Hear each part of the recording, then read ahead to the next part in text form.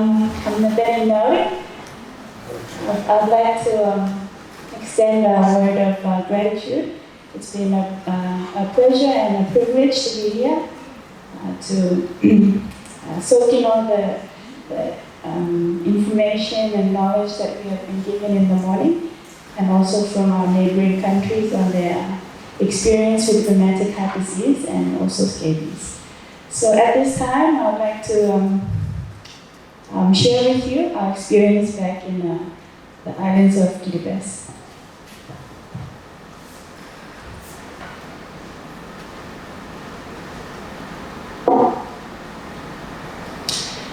So just a small background from where we're from, me and Dr. Teuea.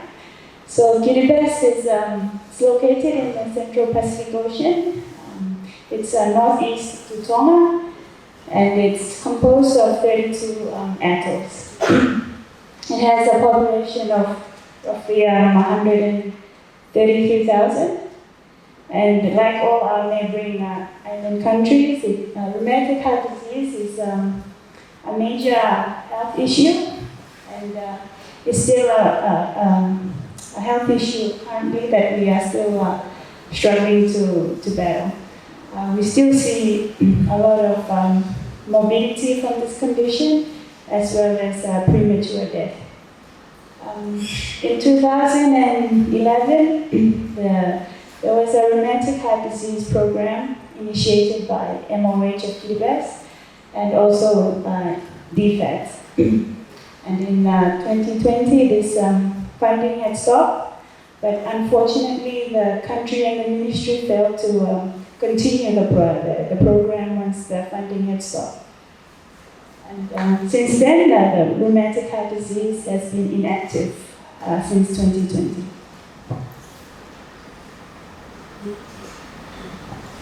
So rheumatic heart disease is a national priority.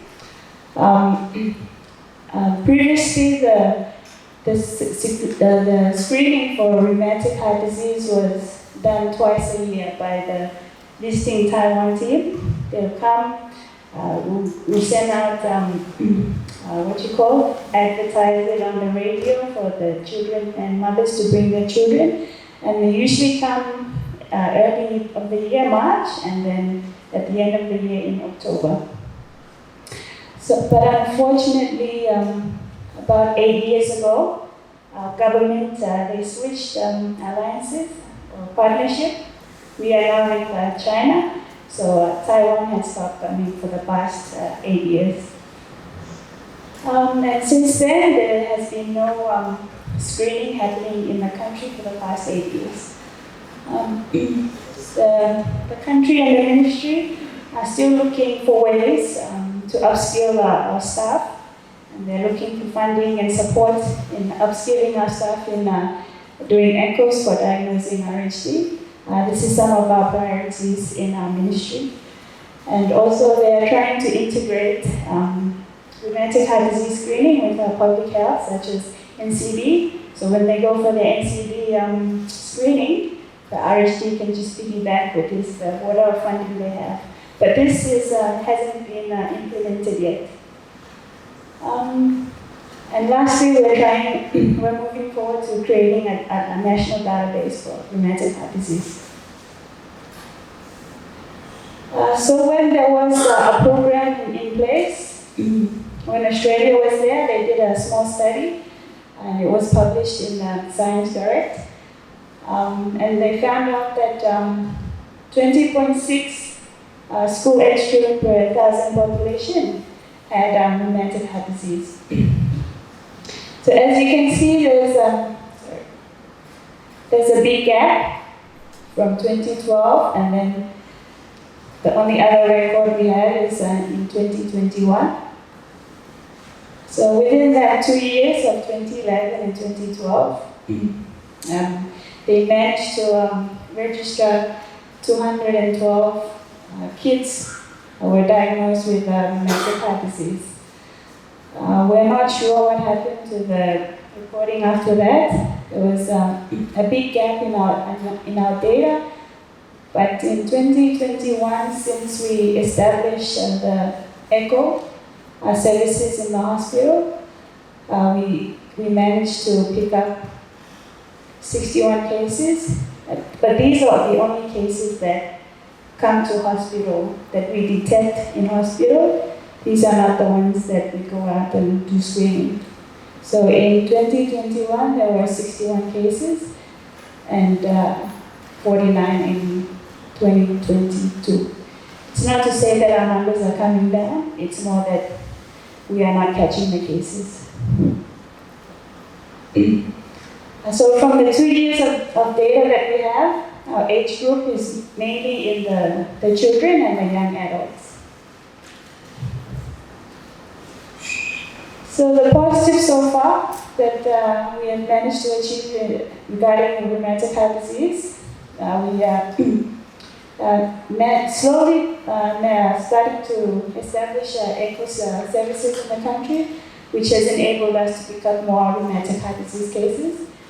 And there's an increased awareness in the community. Now we see more parents bringing in their children. If they have a sore throat or joint pain, they will come and see the doctor because they're worried they might have rheumatic heart disease. Our problems, we have yet to establish a rheumatic heart disease program. There is no national guidelines, and there's no system for detection and referral in the smaller clinics. There's no screening and monitoring of our cases, and also there's no national database for the rheumatic heart disease. So moving on from the heart to the skin. Scabies and skin infection in Bukitua. So before the pandemic, scabies was never thought of as a national problem in Bukitua. But after the pandemic hit, there was a big upsurge in scabies, so this brought attention to the ministry. Scabies in Bukitua is looked after by the Skin and Leprosy Unit. The Leprosy Unit has been there for a while, but the Skin Unit recently got integrated with this system, which was established in 2019 by my colleague, Dr. Daniel. So on a national level, we have managed to network with the World Scabies and a program and establish national scabies programs and priority activities, building health staff capacity in diagnosing and treating scabies. So through this networking with the World Scabies program, there is a future plans that in August of this year, there will be a nationwide study to carry out the prevalence of scabies in Bukitua. And from this study, we plan to implement the MDA treatment. It's at a timely manner that this symposium was held, because with the relation of scabies and rheumatic heart disease, maybe we can interlink now these two. When we do the scabies prevalence, we can also do a rheumatic screening to see how they are related. Yes. So this is our data on scabies in Bukitua. Scabies is reported through an MS1 system, which is done by nurses in the different health centers. And since 2018, it was slowly increasing.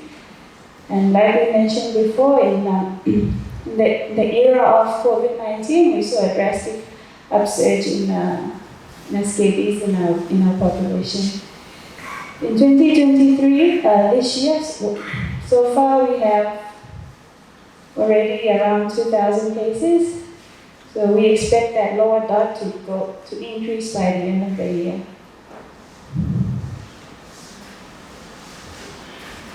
It's in our population, it's commonly seen in the younger children, below 10. And we usually give, for our the older population, we give them ivermectin stat. And the younger ones, we give them just permethrin. So what have we encountered in addressing scabies in our country? So the positive, we have managed to develop a network between Kiribati and the World Scabies Program, which has helped us tremendously in planning where we're doing the prevalence study and also plans of doing the MDA treatment in Kiribati. We've conducted many in-house trainings. Trainers from abroad come and teach our nurses in the smaller outer islands on how to pick up scabies when they're seeing patients. But as usual, the limitations are funding. To maintain and sustain this program, Scabies program.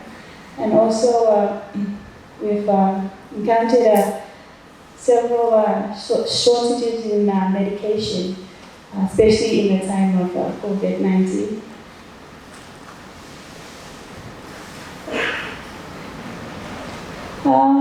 We have yet to link or look at scabies when we are looking for rheumatic heart disease, and how to the possible resources needed to better manage either of these conditions going forward is, I think in the setting of RHD, we need support and funding to re-establish the rheumatic heart disease program, and also to conduct a national RHD screening in the country so we know where we are and we know what our prevalence is and where to go from there.